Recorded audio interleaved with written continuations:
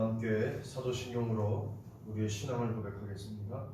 나는 전능하신 아버지 하나님, 천지의 창조주를 믿습니다. 나는 그의 유일하신 아들, 우리 주 예수 그리스도를 믿습니다. 그는 성령으로 잉태되어 동정녀 마리아에게서 나시고 본디오 빌라도에게 고난을 받아 십자가에 못 박혀 죽으시고 장사된 지 사흘 만에 죽은 자 가운데서 다시 살아나셨으며 하늘에 오르시어 전능하신 아버지 하나님 우편에 앉아 계시다가 거기로부터 살아있는 자와 죽은 자를 심판하러 오십니다. 나는 성령을 믿으며 거룩한 공교회와 성도의 교제와 죄를 용서받는 것과 몸의 부활과 영생을 믿습니다. 아멘. 찬송가 292장 함께 찬양하겠습니다.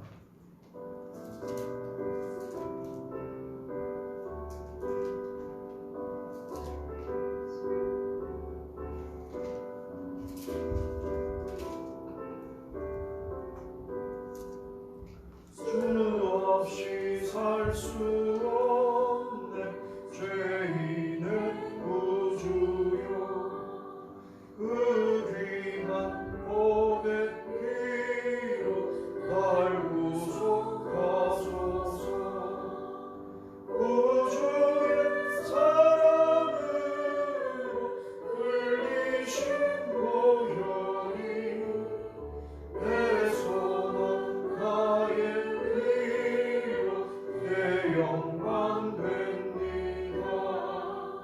주 없이 살 수 없네 나 혼자 못 서리 힘없고 부족하며 지혜도 없도다 내 주는 나의 생명 또 나의 힘이라 주님을 의지하여 지혜를 얻으리 주 없이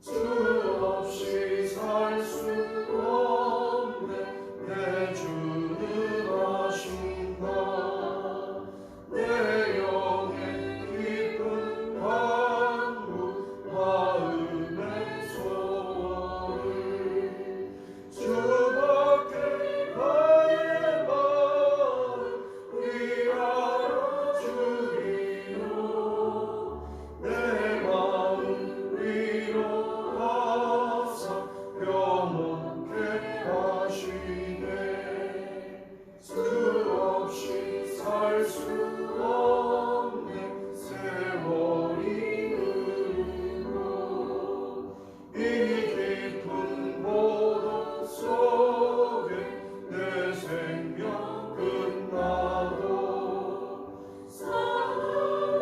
동남일 때 날 지켜주시니 내 곁에 계신 주님 늘 힘이 됩니다. 아멘.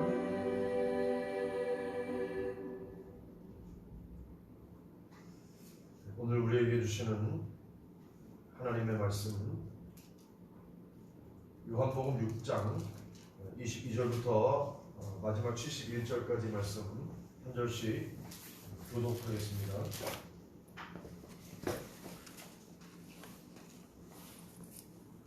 이튿날 바다 건너편에 서 있던 무리가 배 한 척 외에 다른 배가 거기 없는 것과 또 어제 예수께서 제자들과 함께 그 배에 오르지 아니하시고 제자들만 가는 것을 보았더니 그러나 이 배에서 배들이 주께서 축사하신 후 여럿이 떡 먹던 그곳에 가까이 왔더라. 우리가 거기에 예수도 안 계시고 제자들도 없음을 보고 그 배들을 타고 예수를 찾으러 가버나움으로 가서 바다 건너편에서 만나 라비어 어제 여기까지 오셨나이까 하니 예수께서 대답하여 이르시되 내가 진실로 진실로 너희에게 이르노니 너희가 나를 찾는 것은 표적을 본 까닭이 아니요 떡을 먹고 배부른 까닭이로다. 썩을 양식을 위하여 일하지 말고 영생하도록 있을 양식을 위하여 하라. 이 양식은 인자가 너희에게 주리니 인자는 아버지 하나님께서 인치신 자니라. 그들이 묻되 우리가 어떻게 하여야 하나님의 일을 하오리이까? 예수께서 대답하여 이르시되 하나님께서 보내신 이를 믿는 것이 하나님의 일이니라 하시니 그들이 묻되 그러면 우리가 보고 당신을 믿도록 행하시는 표적이 무엇이니까? 하시는 일이 무엇이니까? 기록된 바 하늘에서 그들에게 떡을 주어 먹게 하였다 함과 같이 우리 조상들은 광야에서 만나를 먹었나이다. 예수께서 이르시되 내가 진실로 너희에게 이르노니 모세가 너희에게 하늘로부터 떡을 준 것이 아니라 내 아버지께서 너희에게 하늘로부터 참떡을 주시나니 하나님의 떡은 하늘에서 내려 세상에 생명을 주는 것이니라. 그들이 이르되 주여 이 떡을 항상 우리에게 주소서. 예수께서 이르시되 나는 생명의 떡이니 내게 오는 자는 결코 줄이지 아니할 터이요 나를 믿는 자는 영원히 목마르지 아니하리라. 그러나 내가 너희에게 이르기를 너희는 나를 보고도 믿지 아니하는도다 하였느니라. 아버지께서 내게 주시는 자는 다 내게로 올 것이요 내게 오는 자는 내가 결코 내쫓지 아니하리라. 내가 하늘에서 내려온 것은 내 뜻을 행하려 함이 아니요 나를 보내신 이의 뜻을 행하려 함이니라. 나를 보내신 이의 뜻은 내게 주신 자 중에 내가 하나도 잃어버리지 아니하고 마지막 날에 다시 살리는 이것이니라. 내 아버지의 뜻은 아들을 보고 믿는 자마다 영생을 얻는 이것이니 마지막 날에 내가 이를 다시 살리리라 하시니라. 자기가 하늘에서 내려온 떡이라 하심으로 유대인들이 예수에 대하여 수군거려 이르되 이는 요셉의 아들 예수가 아니냐 그 부모를 우리가 아는데 저희가 지금 어찌하여 하늘에서 내려왔다 하느냐. 예수께서 대답하여 이르시되 너희는 서로 수군거리지 말라. 나를 보내신 아버지께서 이끌지 아니하시면 아무도 내게 올 수 없으니 오는 그를 내가 마지막 날에 다시 살리리라. 선지자의 글에 그들이 다 하나님의 가르치심을 받으리라 기록되었은즉 아버지께 듣고 배운 사람마다 내게로 오느니라. 이는 아버지를 본 자가 있다는 것이 아니니라 오직 하나님에게서 온 자만 아버지를 보았느니라. 진실로 진실로 너희에게 이르노니 믿는 자는 영생을 가졌나니 내가 곧 생명의 떡이니라. 너희 조상들은 광야에서 만나를 먹었어도 죽었거니와 이는 하늘에서 내려오는 떡이니 사람으로 하여금 먹고 죽지 아니하게 하는 것이니라. 나는 하늘에서 내려온 살아있는 떡이니 사람이 이 떡을 먹으면 영생하리라. 내가 줄 떡은 곧 세상의 생명을 위한 내 살이니라 하시니라. 그러므로 유대인들이 서로 다투어 이르되 이 사람이 어찌 능히 자기 살을 우리에게 주어 먹게 하겠느냐. 예수께서 이르시되 내가 진실로 진실로 너희에게 이르노니 인자의 살을 먹고 인자의 피를 마시지 아니하면 너희 속에 생명이 없느니라. 내 살을 먹고 내 피를 마시는 자는 영생을 가졌고 마지막 날에 내가 그를 다시 살리리니 내 살은 참된 양식이요 내 피는 참된 음료로다. 내 살을 먹고 내 피를 마시는 자는 내 안에 거하고 나도 그의 안에 거하나니 살아계신 아버지께서 나를 보내심에 내가 아버지로 말미암아 사는 것 같이 나를 먹는 그 사람도 나로 말미암아 살리라. 이것은 하늘에서 내려온 떡이니 조상들이 먹고도 죽은 그것과 같지 아니하여 이 떡을 먹는 자는 영원히 살리라. 이 말씀은 예수께서 가버나움 회당에서 가르치실 때에 하셨느니라. 제자 중 여럿이 듣고 말하되 이 말씀은 어렵도다 누가 들을 수 있느냐 한데 예수께서 스스로 제자들이 이 말씀에 대하여 수군거리는 줄 아시고 이르시되 이 말이 너희에게 걸림이 되느냐. 그러면 너희는 인자가 이전에 있던 곳으로 올라가는 것을 본다면 어떻게 하겠느냐. 살리는 것은 영이니 육은 무익하니라. 내가 너희에게 이른 말은 영이요 생명이라. 그러나 너희 중에 믿지 아니하는 자들이 있느니라 하시니 이는 예수께서 믿지 아니하는 자들이 누구며 자기를 팔 자가 누구인지 처음부터 아심이라. 또 이르시되 그러므로 전에 너희에게 말하기를 내 아버지께서 오게 하여 주지 아니하시면 누구든지 내게 올 수 없다 하였노라 하시니라. 그때부터 그의 제자 중에서 많은 사람이 떠나가고 다시 그와 함께 다니지 아니하더라. 예수께서 12 제자에게 이르시되 너희도 가려느냐. 시몬 베드로가 대답하되 주여 영생의 말씀이 주께 있사오니 우리가 누구에게로 가오리이까. 우리가 주는 하나님의 거룩하신 자이신 줄 믿고 알았사옵나이다. 예수께서 대답하시되 내가 너희 12를 택하지 아니하였느냐. 그러나 너희 중에 한 사람은 마귀니라 하시니 이 말씀은 가룟 시몬의 아들 유다를 가리키시니라. 그는 열둘 중에 하나로 예수를 팔자하라. 팔자하라. 아멘. 예, 요 말씀을 좀 나누고 우리 이 성경 공부 교재를 좀 살펴보겠는데요. 먼저 지난주에 시간 관계상 살펴보지 못한 15절에서 21절 말씀을 좀 잠깐 보겠습니다. 6장 15절 말씀 제가 한번 읽겠습니다. 그러므로 예수께서 그들이 와서 자기를 억지로 붙들어 뭘 삼으려고 했죠? 이제 왕으로 삼으려고 했죠? 임금으로 삼으시려는 줄 아시고 다시 혼자 산으로 떠나 가시니라. 그 베세다 들려 광야에서 예수님이 5천 명을 먹이셨죠. 장정만 5천 명을 먹이신 이 초유의 사건입니다. 그래서 공감복음서와 이 요한복음 사복음서에 다 기록되어 있는 놀라운 예수님의 이적 사건입니다. 오병이어를 통해서 우리가 알 수 있는 것은 결국은 생명의 근원이신 예수님이 생명의 근원이시구나. 그거를 우리가 알 수 있는 거예요. 그래서 그 어린 아이의 헌신으로 물고기 2마리로 이런 놀라운 이적을, 신적 권능의 이적을 행하셨으니까요. 자, 그랬는데 예수님이 그 사역을 하시자 사람들이 임금을 삼으려고 하였다 했습니다. 그들이 와서 이제 이 표적을 본 사람들이 와서 자기를 예수님을 억지로요, 억지로. 예수님의 의지와는 상관없이 사람들의 뜻이란 말이죠. 억지로 붙들어 임금으로. 이게 이제 로마의 압제에서 대항해서 해방시키려는 정치적인, 그러니까 권력을 가진 그런 메시아를 오해를 한 겁니다. 그런 임금을 삼으려고 한 거죠. 민중의 뜻입니다. 그러나 예수님의 뜻하고는 거리가 멀어요. 임금으로 삼으려는 줄을 아시고 어떻게 하셨어요? 피하죠. 그들을 피해서 다시 홀로 산으로 떠나가시니라. 산에 가서 뭐 하셨을까요? 기도하시죠. 기도하러 하나님과의 만남, 그걸 기도라 그래요. 기도는 다른 게 아니라 하나님과의 데이트, 하나님과의 만남, 그러니까 하나님과의 영적인 교제를 우리가 기도라고 하는 거예요. 그래서 우리가 말씀을 통해서 연구하고 우리 합리와 지적인 이성을 사용해서 하나님을 알아가는 것. 제가 이제 늘 얘기하지만 중세 천년에 이 스콜라 철학을 비롯해서 신학 자체가 그랬으니까 우리의 합리적인 이성을 사용해서 하나님을 알아가는 방법, 중요한 방법이에요. 그러나 또 우리가 하나님 우리를 만나서 하나님을 계시해주는 사건으로서의 기도가 있는 거죠. 그러니까 하나님 만나는 것이 곧 기도라는 거예요. 근데 예수님도 그 본을 보이셨어요. 혼자 산으로 떠나가셔서 뭘 하셨냐면 하나님을 만나는 거죠. 하나님과의 교제 가운데 있었다는 겁니다. 기도했다는 거죠. 결국 기도 가운데 하나님 만나는 체험, 또 하나님이 자신을 드러내 주시는 계시 사건이 거기 있는 거예요. 우리가 새벽에 주님을 만나고 또는 뭐 시간이 안 되는 분들은 밤에라도 홀로 하나님과 독대하는 시간을 갖는 것이죠. 자, 그랬는데 주님이 산으로 가신 사이에 문제가 생겼어요. 저물매, 해가 졌다는 얘기입니다. 제자들은 예수님 없이 바다에 내려갔어요. 배를 탔다는 얘기입니다. 문제는 뭐냐면 주님이 없어요. 주님이 안 계셔요. 주님은 산에 계셨습니다. 기도하러 가셨고 제자들만 바다에서 배를 탔습니다. 어떤 문제가 생기나 보세요. 자, 가버나움으로 지금 갑니다. 바다를 건너서 갈릴리 호수를 건너서 가버나움으로 가려는데 아까 저물었다 그랬죠? 해가 이미 졌습니다. 어두워졌어요. 그러니까 새카만 칠흑 같은 이제 어두운 밤이 되는 거죠.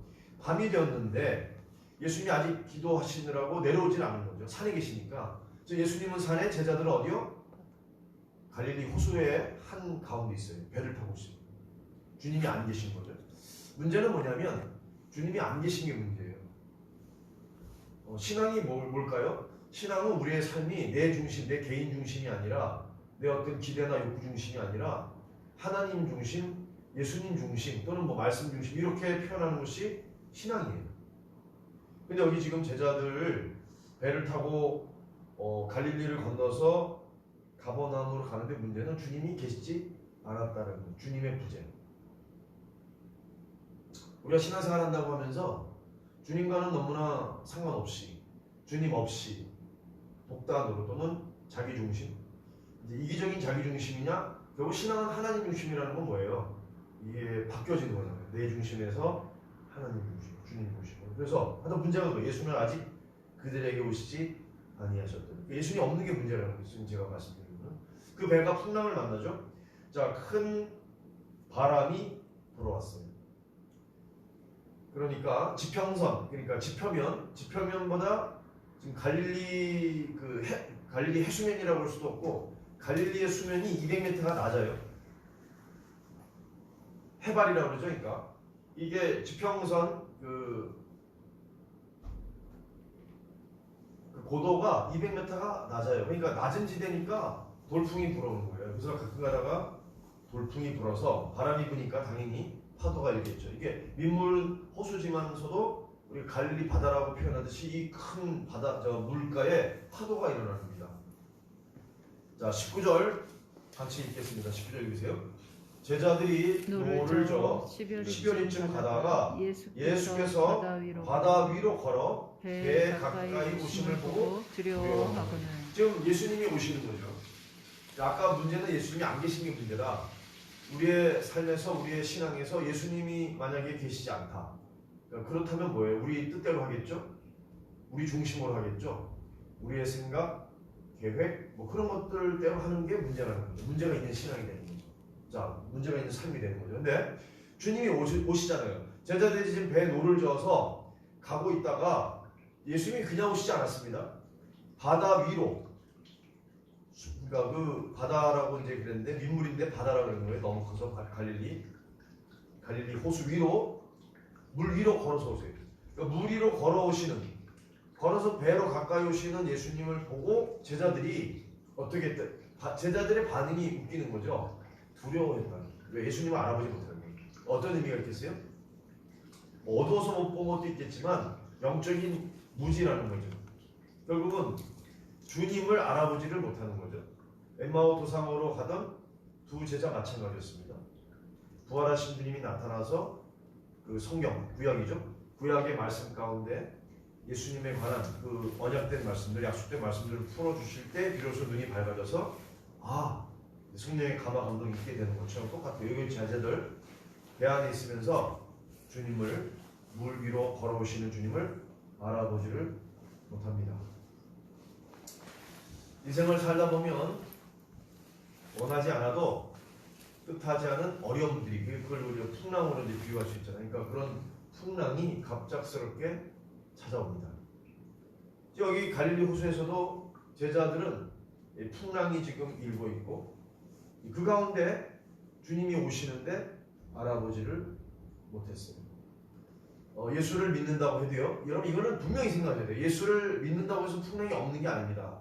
많은 사람들이 착각하는 게 뭐냐면 내가 예수를 믿으면 전능하신 그 예수 하나님께서 하나님의 능력으로 나를 보호해 주실 거야. 그러면 내 삶에는 문제도 없고 모든 것이 형통하고 모든 것이 복되고 은혜가 넘치고. 아니에요. 자 보세요.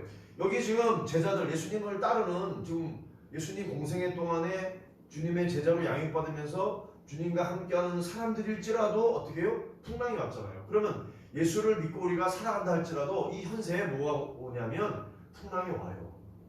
안 올 수 없는. 만약에 지금 뭐 유튜브를 보거나 어떤 분들이 그렇지 않아, 내가 예수를 믿으면 모든 것들은 다 오케이 해야 돼, 만사 형통해. 이건 뭐예요? 번영신학이에요.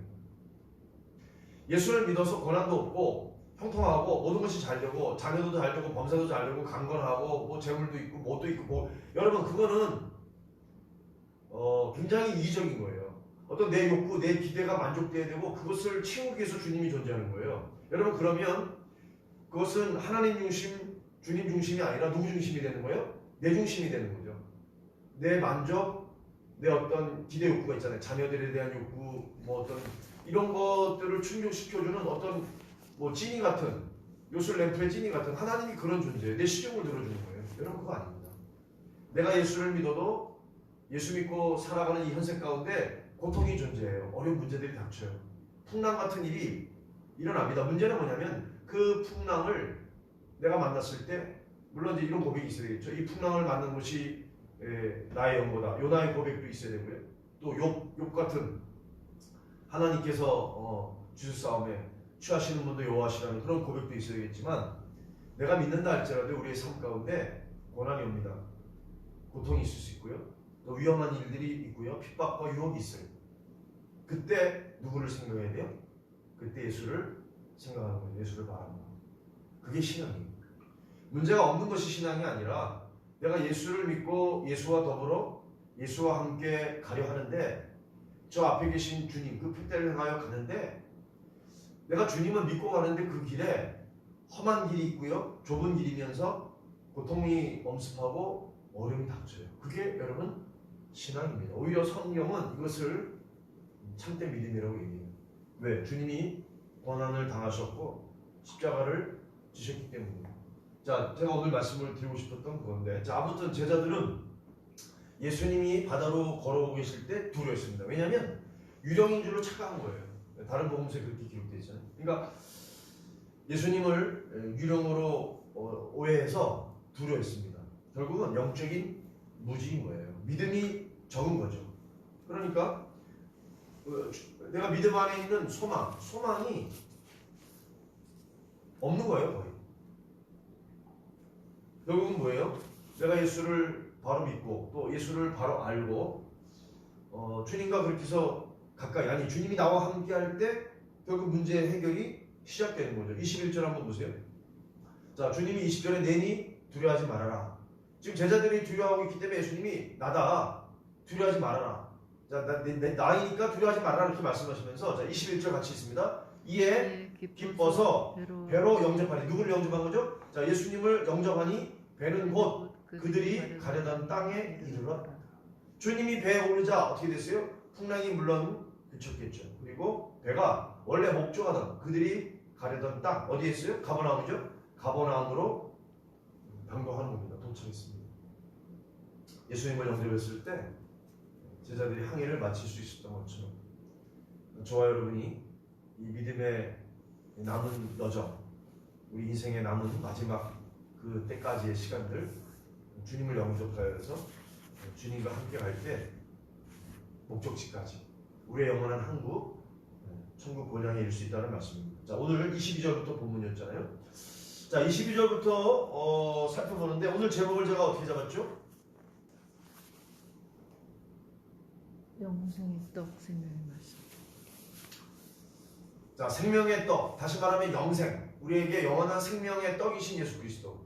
자, 제자들도 그렇고 이스라엘 사람들이 뭐라 그러냐면 우리 조상들은 떡을 먹었어요. 광야에서 먹었다는 떡은 뭐예요? 만나죠. 이게 떡도 아니고 하나님이 만나를 내려주셨는데 양식이죠. 그러니까 하늘에서 내려준 양식입니다. 모세가 준 양식이 아니라 하늘 성부 하나님께서, 하늘 아버지께서 이스라엘 백성들을 위해서 내려주신 거죠. 양식입니다. 그런데 자, 그 양식은 먹어도 죽죠. 생명의 양식은 아니었던 거죠. 육신을 위해서는 우리가 먹을 수밖에 없었던 것인데, 근데 주님은 오늘 무슨 말씀을 하시냐면 나는 생명의 떡이다. 나는 하늘로부터 내려온, 아버지께로부터 보냄을 받고 이 땅에 내려온, 이 세상에, 사람들이 사는 세상에 내려온 생명의 떡이다 라고 선언을 하고 있습니다. 그러니까 5,000명을 먹이셨던 이 벳세다의 광야에서의 급식사와 급식 이적사와는 어떤 메시지가 있느냐, 이걸 말씀하시는 거죠. 내가 하늘로부터 내려온 영생의 떡이다. 너희에게 영생을 주려고 너희가 내 살을 먹고 내 피, 참된 음료인 내 피를 마셔야 된다. 내 살을 먹고 내 피를 마셔라. 이 말씀을 하시는 겁니다. 자, 이 말씀을, 이 메시지를 선포하기 위해서 지금 벳세다 광야에서 5,000명을 먹이신 이 오병이어 사건을 프레젠테이션하고 보여주신 거예요. 나타내신 거예요. 결국은 이 메시지가 있는 어떤 그런 사건이었습니다. 표적의 어떤 일환이었죠. 자, 그런데 22절부터 27절까지의 먼저 단락을 보게 되면 주님의 음성은 이겁니다. 너희들이 나를 따르는 것은 이런 표적 때문에 나를 따르는 것이 아니라 어떤 이 육신적인 요소, 소욕이 뭐냐면 어떤 거예요? 배가 고프니까 일단은 뭐죠? 먹고 살자는 거죠. 이해가 됩니까? 먹고 사는 문제가 뭐예요? 경제 문제잖아요. 이 땅에서의 문제죠, 사실. 많은 사람들이 자유스럽지 못하죠. 물론 또 자유스러워도 안 되죠. 이 땅에 사는 동안 우리가 육신을 가진 존재니까 먹고 입고 마셔야 됩니다. 자, 그런데 보세요. 한번 말씀을 쭉 한번 봅시다. 이튿날, 자, 이 이튿날 바다 건너편에 서 있던 무리가, 사람들이 있는 거죠. 배 한 척 외에 다른 배가 거기 없는 것과 자, 한 척이 어떻게 된 거죠? 제자들과 예수님이 탔던 배겠죠. 또 어제 예수께서 제자들과 함께 그 배에 오르지 아니하시고 산에 계셨다가 그죠? 나중에 이제 밤에 아주 깜깜했을 때 합류하셨죠. 배에 오르셨죠. 제자들만 가는 것을 보았더니 보세요. 23절 읽겠습니다. 그러나 디베라에서 배들이 주께서 축사하신 후 여럿이 떡 먹던 그곳 베세다 광야 아니에요? 자, 그곳에 가까이 왔더라. 그리고 예수님이 급식사와 이적 사건을 일으켰던 곳에 배가 가까이 왔는데 자, 예수님 안 계셨고요. 또 예수를 찾으러 사람들이 어디로 갔겠어요? 지금 예수님이 가버나움으로 배를 타고 가셨으니까 당연히 가버나움으로 갔습니다. 그러니까 가버나움에 가면 예수님 만나는 거죠. 만났어요. 그러면 왜 예수를 찾으러 사람들이 가버나움으로 갔죠? 아까 뭐라 그랬죠? 억지로 임금을 삼으려고. 그러니까 예수님을 지금 임금으로 추대하는 목적이 뭐예요? 어떤 의도예요? 네, 경제 문제를 해결하자는 겁니다. 그러니까 잘 먹고 잘 살자는 거예요.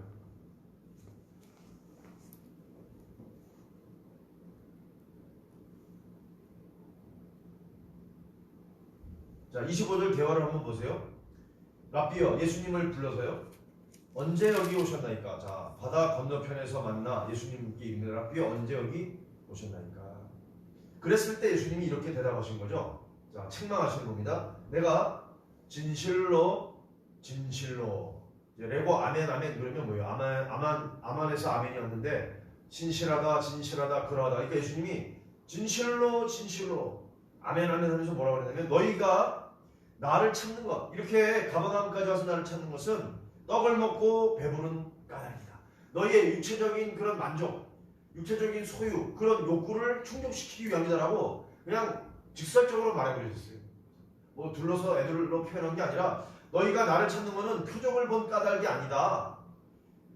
경제 문제, 먹고 사는 문제, 떡을 먹고 배부른 까닭이다. 너희가 언제까지 이 문제 때문에 나를 찾겠냐 이 소리입니다.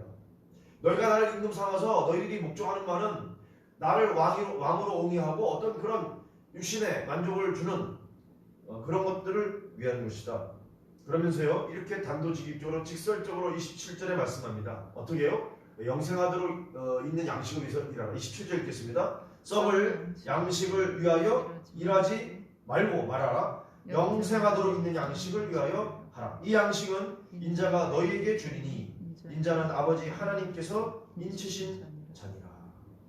이 양식은 뭐냐면 영생하도록 있는 양식이에요. 다시 말하면 생명의 양식을 위하여 일하라. 너희가 하루 품삯을 데나리온이라고 그러죠. 하루 그 성인 남자가 일하고 받는 삭시 임금이 1데나리온인데 이 데나리온을 얻어가지고 식구가 하루 먹고 사는 거예요.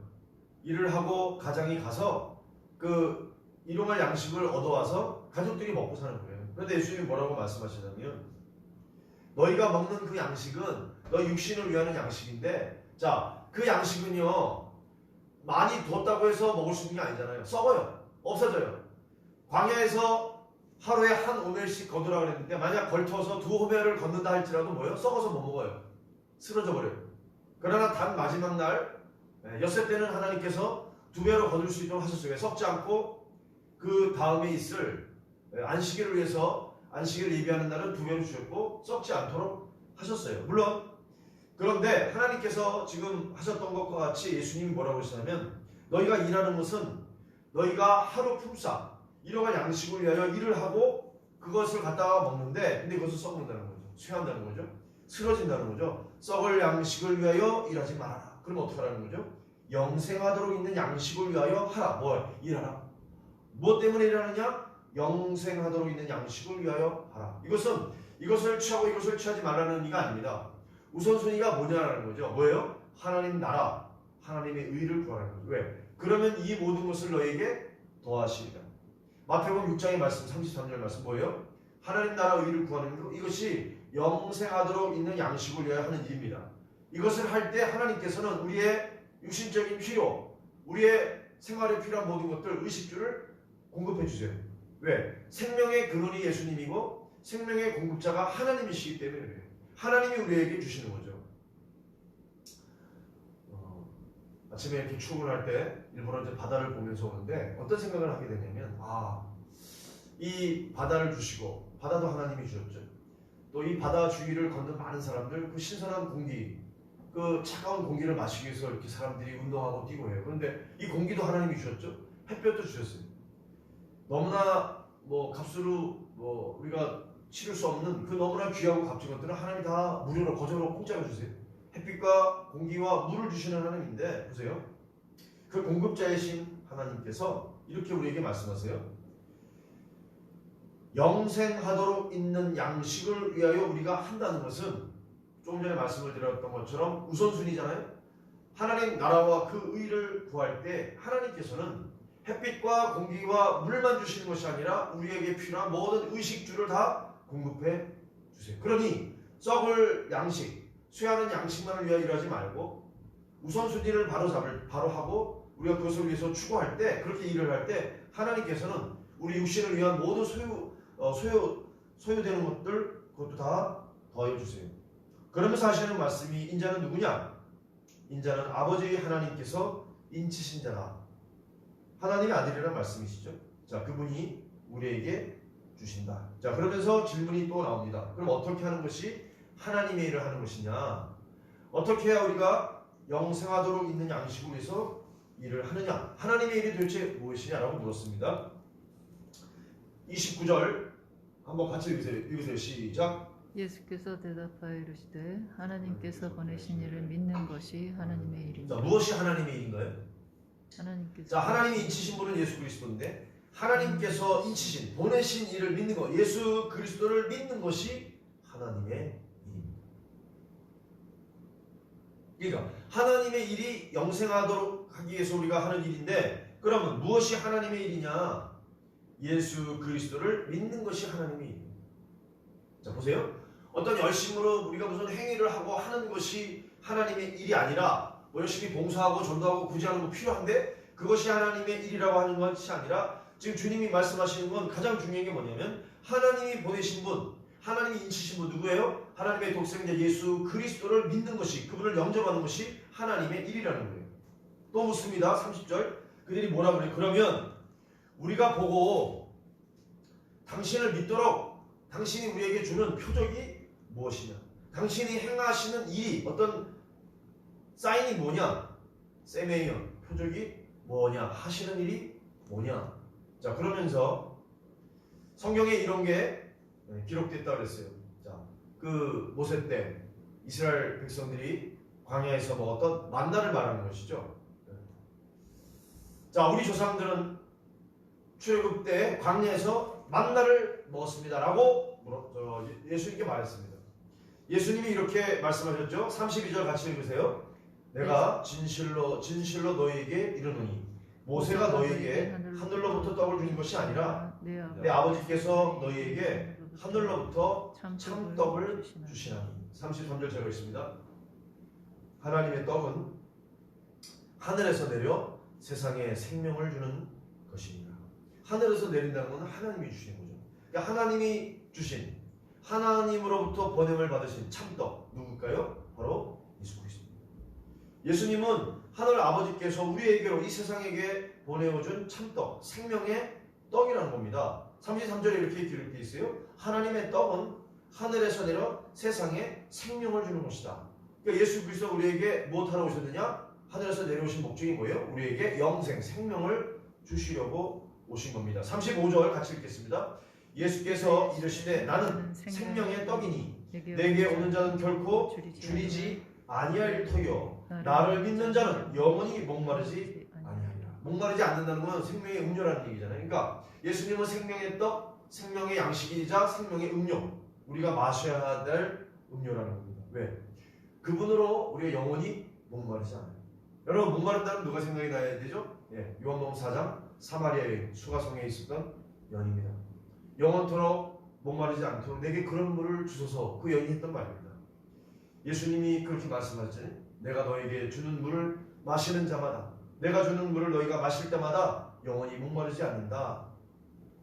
그러니까 영원한 영적인 해가는 결국 예수님 안에 있는 겁니다. 예수님을 영접해서 믿는 것이.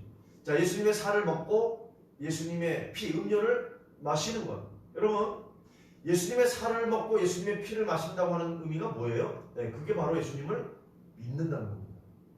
예수님이 내 안에 들어와 계시는 거죠. 내가 살을 먹고 그 피를 마시는 거죠. 내 안에 들어오고 예수님을 내가 믿는 겁니다.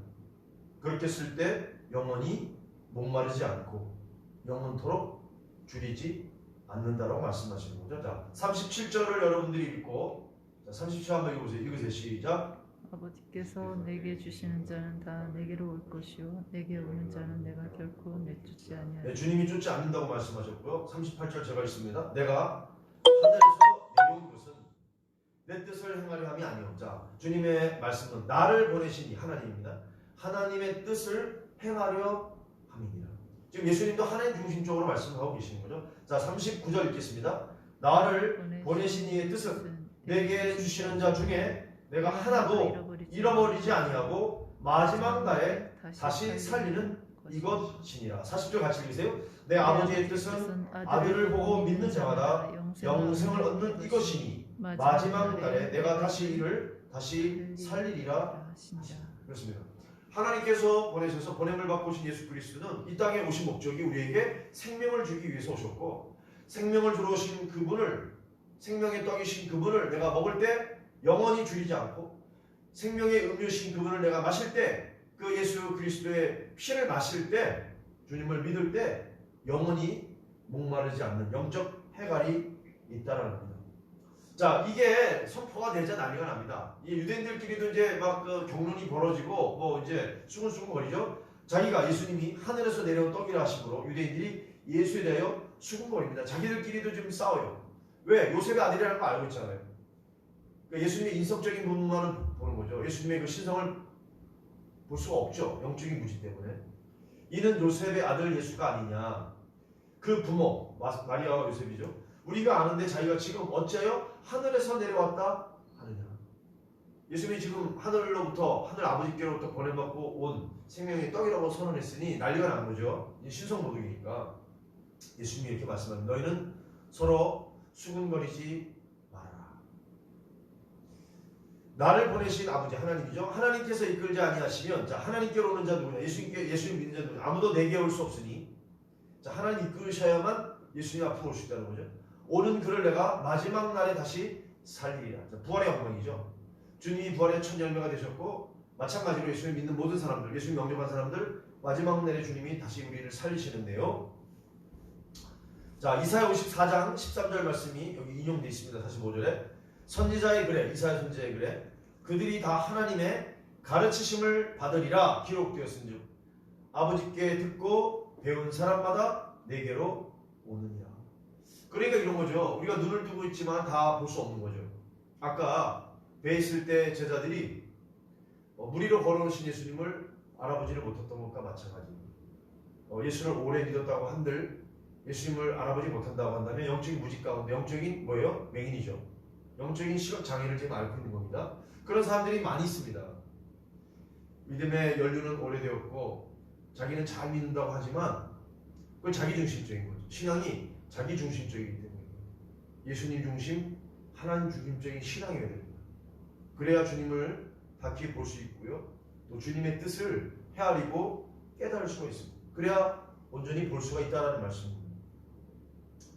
아버지께 듣고 배운 사람마다 내게로 오느니라. 이는 아버지를 본 자가 있다는 것이 아니니라. 오직 하나님에게서 온 자만, 누구예요? 예수님이죠. 예수님만 아버지를 보았느니라. 자, 47절 말씀입니다. 같이 선포하세요. 진실로 너희에게 이르노니 믿는 자는 뭘 가졌어요? 영생을 가졌다. 예수를 진정으로 진실로 믿는 사람은 영생을 가졌다 선포하셨어요. 영생이 있는 거예요. 그러니까 죽어서 천국 가는 영생이 아니라 지금부터 천국을 사는 겁니다. 하나님 나라에 생명을 가지고 사는 거, 이 땅에서부터. 왜? 주님이 생명의 떡이신데 그 떡을 내가 먹었잖아요. 예수님을 영접하고 내가 예수를 믿잖아요. 그러니까 예수 믿는 그것이 하나님의 일이고, 하나님의 일을 하는 것은 뭐예요? 영생하도록 있는 양식, 즉 예수님을 위해서 일하는 거니까. 너희 조상들은 49절 보세요. 광야에서 만나를 먹었어도 어때요? 유신적인 것만 도움이 되니까 죽었거니와 이는 하늘에서 내려오는 떡이니, 이 생명의 떡이신 예수님 말하는 거죠. 사람으로 하여금 자 사람들이 먹고 어떻게요? 죽지 아니하게 하는 것이다. 이것이 누구입니까? 예수 그리스도. 왜? 예수님은 하늘로부터 보냄을 받고 예수님은 하나님의 인치심을 받고 이 땅에 내려오셔서 우리에게 생명을 주기 위해서 오신 것이죠. 그래서 그분의 살, 그분의 피, 십자가에서 흘린 피, 그 채찍에 맞아 찍히신 살, 예수님을 영접하여 믿는 사람마다 어떻게 돼요? 사람이 이 떡을 먹으면 하늘에서 내려온 살아있는 떡이신 예수님 먹으면 영생하리라. 영생을 얻는 겁니다. 얻었습니다 이미. 내가 줄 떡은 곧 세상의 생명을 위한 내 살이니라 이렇게 말씀을 하셨습니다. 자 오늘 시간이 많이 갔기 때문에 8시 분인데요. 오늘 여기까지 51절까지 제가 말씀을 함께 나눴고 오늘 읽은 말씀은 71절까지니까 다음 주에 52절부터 71절 더 말씀을 더 살펴보기로 하고 교재 꺼내세요.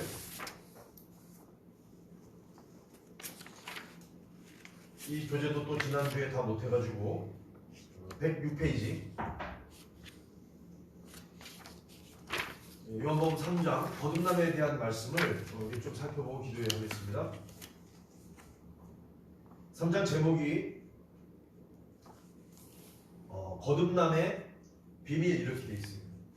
여러분 거듭나는 것은 비밀이죠. 왜냐하면 이런 거잖아요. 그 당시 유대 종교의 지도자들 가운데 하나가 여기 지금 3장에 등장하는 니고데모잖아요.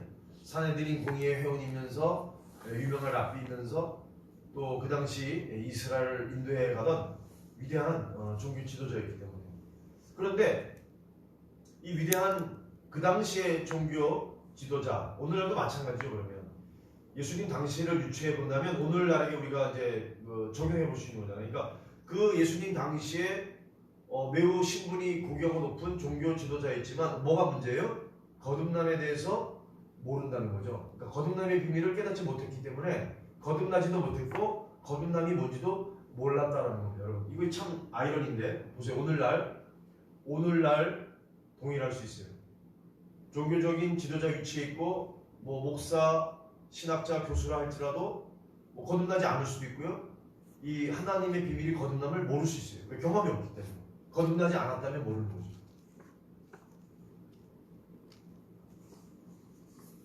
자, 밑에 이렇게 써 있죠? 자, 거듭남의 비밀 밑에 한번 읽겠습니다.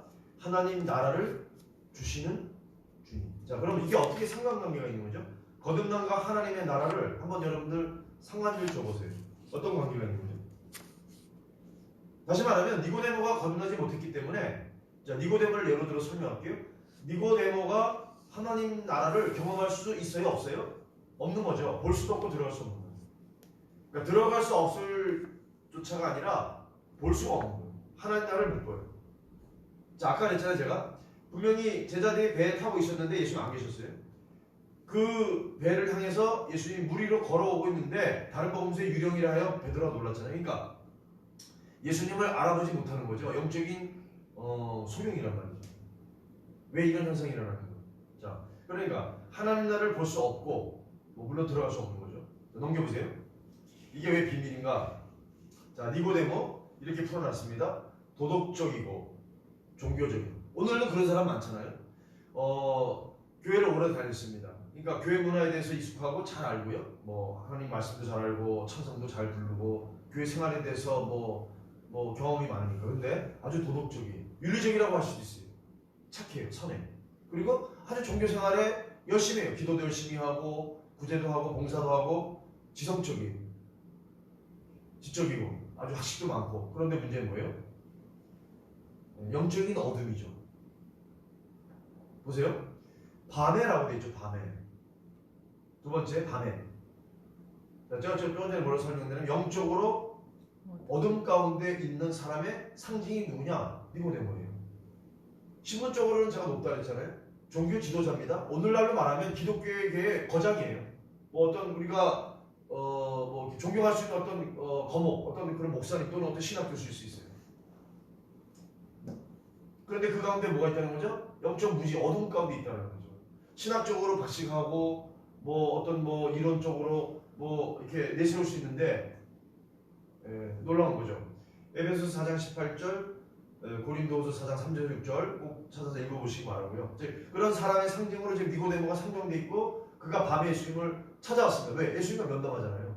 예수님께 질문을 합니다. 어떻게 하여야 내가 하나님 나라에 들어갈 수 있냐? 왜? 자, 여기 보세요. 세 번째, 거듭남의 이 비밀, 진리를 니고데모가 어떻게 착각하는 겁니까? 육적으로 이해했다는 거죠.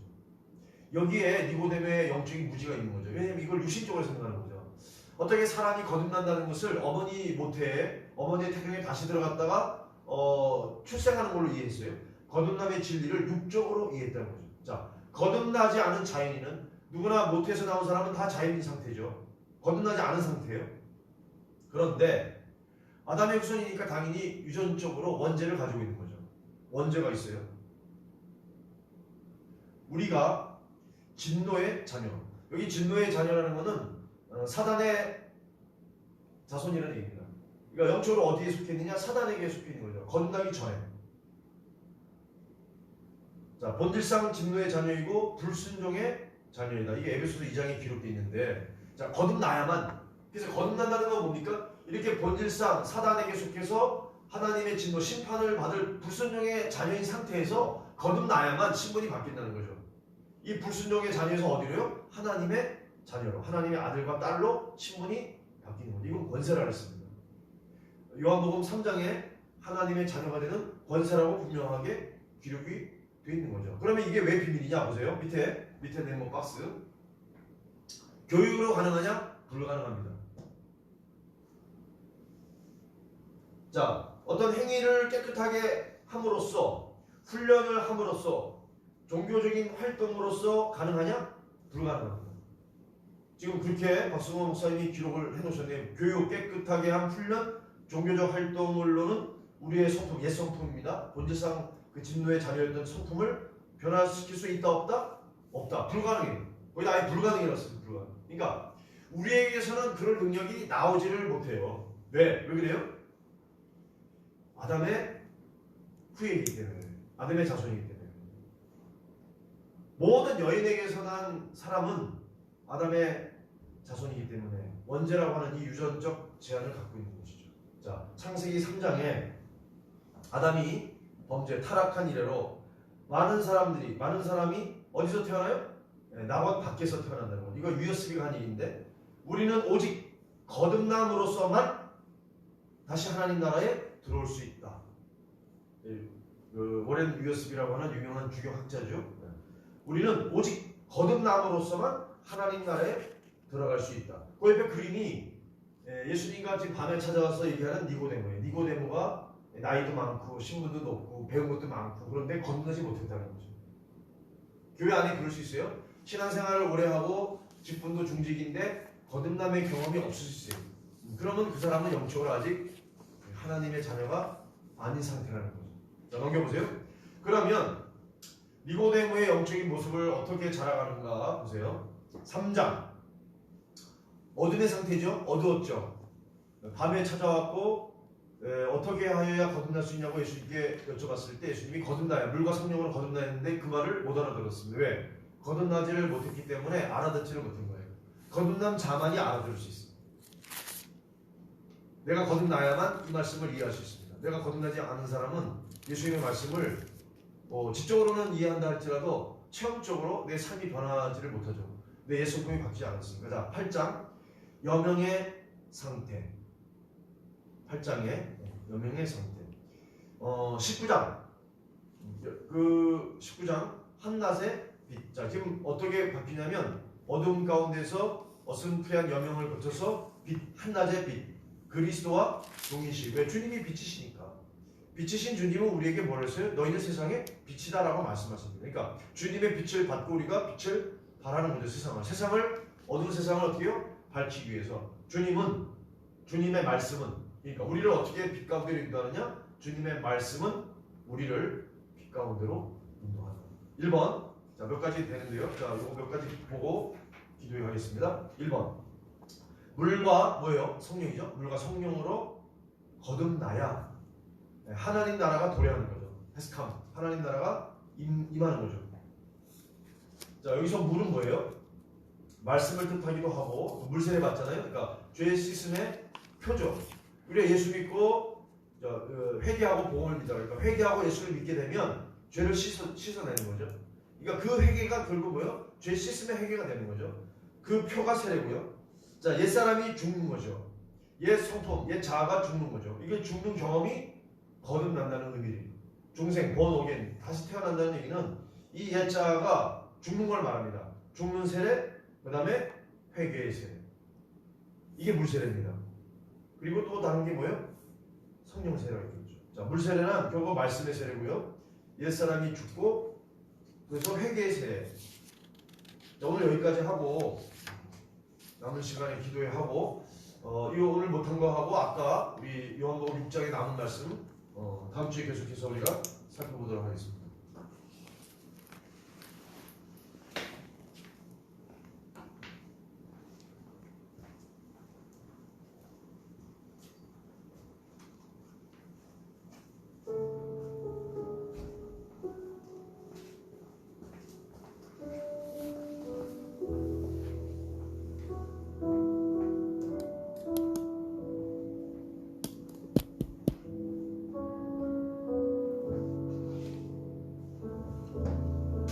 오늘 말씀 가지고서 기도하기 원합니다. 요한복음 6장에 저희가 오늘 말씀에 오병이어 이후에 예수님이 결국 말씀하시는 것은 나를 먹고 마셔야 영생을 얻는다라는 말씀을 했습니다. 교회 안에 목사님 얘기하신 것처럼 종교인이 많지 않나. 저희도 다시 스스로를 공동체를 또 되돌아봐야 될 것 같습니다. 우리가 예수를 믿는 동기가 또 믿는다고 따르는 동기가 무엇인지 살펴보았으면 좋겠습니다. 날마다 어제도 오늘도 뉴스 속에서 떠오르고 화제가 되고 있는 것은 선교하기 위해서 자녀들을 국제학교라는 곳에 보내고 또 그것에서 확진자가 많이 나오고 이런 안타까운 일들이 들려오는데 그런 생각을 해봅니다. 무엇 때문에 그런 일들을 하고 있을까? 선교가 참된 선교가 무엇인가? 그리고 왜 보냈을까?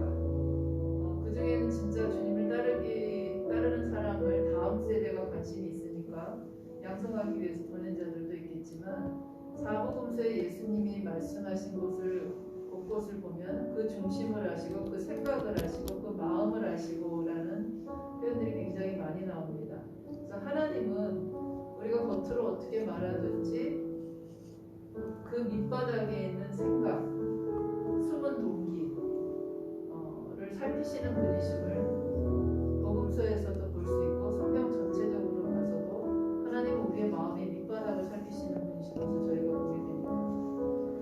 다른 건 다 어찌하든지가 따르는데 배가 불렀기 때문에 먹고 사는 문제가 해결이 되었기 때문에 참된 양식이시고 음료이신 예수를 발견하지 못했습니다. 지금 교회 안에 교회 당 안에 많은 사람이 들어와 있지만 과연 그러한 목적이 없어지고 난 다음에는 많은 제자들이 그 이후로 떠나갔던 것을 본문에서 볼 수가 있었는데 얼마나 많은 사람들이 남아있을까 보게 됩니다.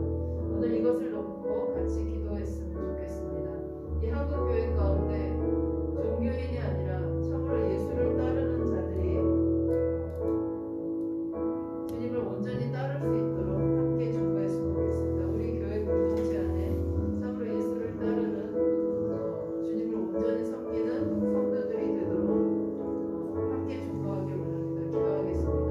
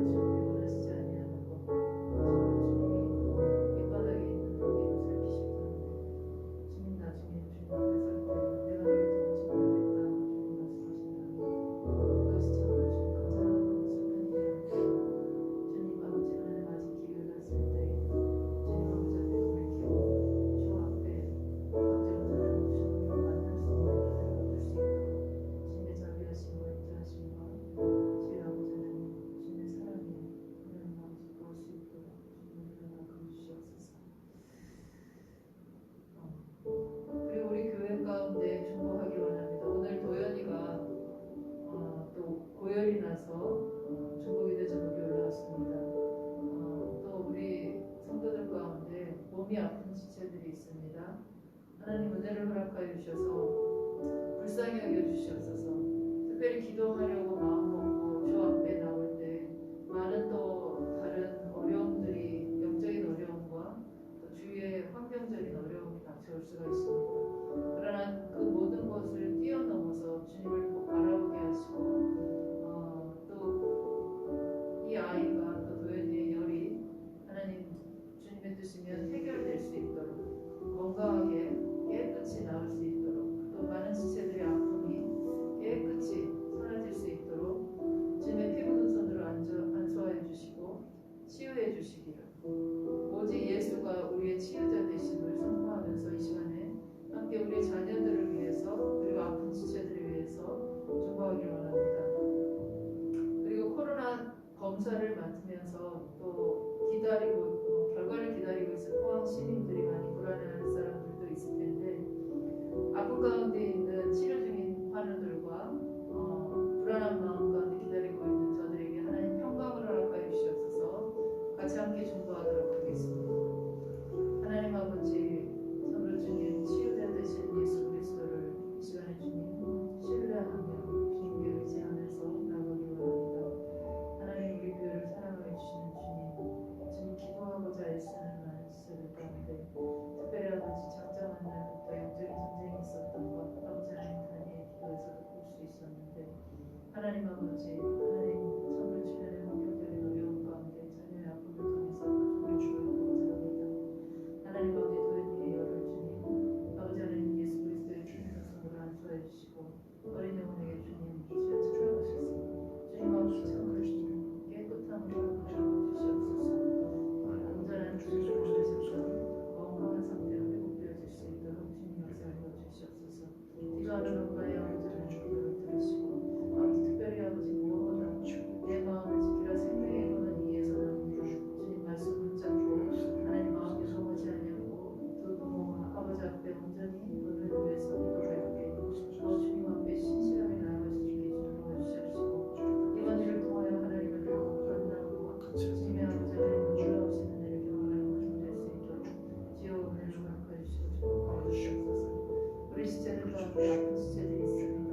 하나님 한 영혼 한 영혼 찾아가 주시고 어려운 가운데 주님 위로하여 주시옵시고 아버지 하나님 또 부끄러운 아버지 하나님 치유의 손길을 허락하여 주셔서 주를 주님 일하는 데에 부족하지 아니하도록 간절히 기쁘게 하여 주시옵시고 하나님 아버지 참으로 허리로 아버지 하나님 건강케 하여 주시옵시고 아버지 모든 것들이 참으로 주님을 섬기기에 아버지 하루하루 생활하는 데 주님 건강할 수 있도록 주님 역사하여 주시옵소서. 그리고 아버지 하나님 코로나 상황 가운데 아버지 하나님 감사하고 아버지 하나님 아버지 결과를 기다리면서 보내는 아버지 많은 시민들 참으로 주여 은혜를 허락하여 주셔서 참으로 이 어려운 상황되는 이 상황 가운데서 하나님 참으로 주님 안전하게 아버지 하나님 그것을 평강으로 다스려 주시옵시고 또 아버지 하나님 병상에서 아버지 치유하고 있는 많은 환자 가운데 하나님 아버지 참으로 영적으로 허락하여 주셔서 저들이 아버지 하나님 순상되지 아니하고 아버지 앞에 온전히 깨끗함을 입을 수 있도록 주여 역사하여 주시옵소서. 복음이 누려지지 않는 아버지 상황이 될 수 있도록 주님 저희가 주 앞에 서주고 아버지 앞에 성실하게 나아갈 수 있도록 주시기를 원합니다. 이 나라와 한국 교회 그리고 세상을 위해서 마지막으로 중보기도 하고 주께서 가르쳐 주신 기도로 우리가 예배를 마치고자 합니다. 팬데믹 상황 가운데 지금 백신이 보급되고 있는데 이 상황들 가운데 주님 개입하여 주셔서 우리는 하나님의 뜻이 다 무엇인지 알 수 없지만 이 상황들을 통하여 주님이 분명히 일하고 계시리라고 끝까지 신뢰하면서 하나님 이 일을 통하여 주님께 붙어있는 자는 더 단단하게 붙어있을 수 있게 주님 도와주시고 회복된 교회들 회복되게 하여 주시고 알곡들이 꽉꽉 차는 교회 또 주님이 기뻐하시는 교회 참으로 주님 이 일을 통하여 하나님께서 그런 마음이 듭니다. 자기 타작마당을 세례요한이 정하시는 분이시라고. 그리고 알고 모아서 곳간 축정 있는 꺼지는 불에 그렇게 꺼지지 않는 불에 태우시는 그 작업을 깨끗하게 하시는 작업을 타작마당에서 하신다는 표현을 세례요한이 쓰고 있는데 지금은 막 체질을 하시는 그런 시기가 아닌가 생각이 듭니다. 어느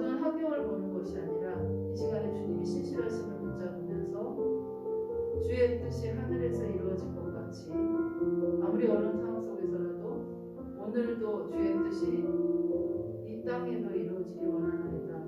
그 마음 가지고 한국교회와 한국과 또 이 세계를 위해서 함께 중보하기 원합니다. 같이 기도하도록 하겠습니다.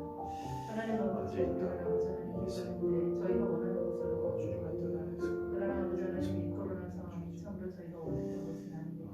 하나님 원하는 것은 이 상황이 나가지는 것으로 나를 그렇고 아버지 하나님 기도하고 중보하고 있습니다. 하나님 그럼에도 불구하고 많은 일들을 통하여 저희가 아버지께 오는 것은 하나님의 뜻이 정확히 어디에 있는지 저희가 온전히 다 인정하지 못한다는 것입니다. 아버지의 뜻은 땅이 하늘에서 높은 것 같이 참으로 높고 저희의 생각은 아버지 하나님 것과 많이 다른 것을 봅니다. 하나님 이를 통하여 주님 여전히 일하고 계시고 하나님 참으로 주의 뜻은 한 번도 멈추시니 정의 없던 것들을 주님 구해줍니다. 하나님 바라옵기는 아버지 우리의 소원대로가 아니라 하나님의 아버지 역사의 주인 되신 하나님께서 아버지 하나님 이 땅에 이러한 일들을 허락하셨을 때 주께서 이루시고자 하는 뜻이 있으실 터인데 하나님 그 뜻이 참으로 주님의 뜻이 하늘에서 이루어진 것 같이 하나님 이 땅에서 주의 뜻이 이루어지기를 원하옵나이다. 우리의 뜻대로 하지 마옵시고 하나님의 뜻대로 이루어지기를 원하옵나이다. 주님이 원하시면 주님 아버지 이것도 할 것이요 주님이 원하시면 저것도 할 것이니 참으로 주여 아버지 하나님 참으로 주의 뜻이 하늘에서 이루어진 것 같이 이 세계 가운데 이 대한민국 땅 가운데 특별히 한국교회 가운데 하나님 은혜를 허락하여 주시옵소서. 주의 뜻이 무엇인지 먼저 집중하게 하여 주시옵시고 주님 저희의 어두운 눈을 밝혀주셔서 주의 말씀을 볼 때 깨닫는 은혜를 허락하여 주시옵시고 성령께서 한 마음과 한 뜻으로 모아 주셔서 참으로 주님 끝까지 주께 붙어있는 자들로 체질을 당하는 것 같을 때에 아버지 앞에 참으로 엎드리는 자들로 포도나무에 잘 붙어있는 자들로 주님 열매를 주 앞에 드릴 수 있는 성도들이 이 한국교회를 삼아 주시옵소서. 하나님 은혜를 허락하여 주시기 원합니다. 믿음을 더하여 주시기 원합니다. 다른 것이 하나님의 일이 아니라 하나님을 보내신 자를 하나님께서 보내신 자를 믿는 것이 하나님의 일이라고 오늘 말씀해 주셨사오니 아버지 하나님 주시는 믿음으로 끝까지 포도나무 되신 주께 붙어 있을 수 있는 한국의 모든 성도들 될 수 있도록 은혜를 허락하여 주시옵소서. 이제는 주께서 가르쳐 주신 기도로 예배를 마치고자 합니다. 하늘에 계신 우리 아버지의 이름을 거룩하게 하시며 아버지의 나라가 오게 하시며 아버지의 뜻이 하늘에서와 같이 땅에서도 이루어지게 하소서. 오늘 우리에게 일용할 양식을 주시고 우리가 우리에게 잘못한 사람을 용서하여 준 것 같이 우리 죄를 용서하여 주시고 우리를 시험에 빠지지 않게 하시고 악에서 구하소서. 나라와 권능과 영광이 영원히 아버지의 것입니다.